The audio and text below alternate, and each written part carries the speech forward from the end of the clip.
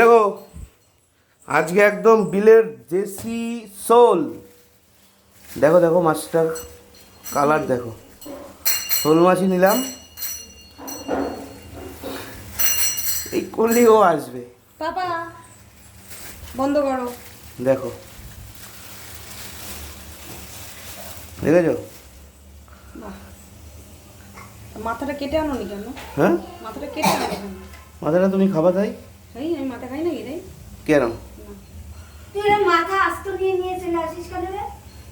আচ্ছা তো বন্ধুরা, এই যে শোল মাছটা দেখতে পাচ্ছেন, মাথাটা একটু হাতে তোলো, নাহলে বুঝতে পারবে না। দেখো মাথাটা অনেকটাই বড়, মানে ভিডিওতে না অতটাও ঠিক আসে না। হ্যাঁ, এটা হচ্ছে বিলের বিলের শোল, আর হচ্ছে 400 টাকা করে নিল 1 কেজি মাছ।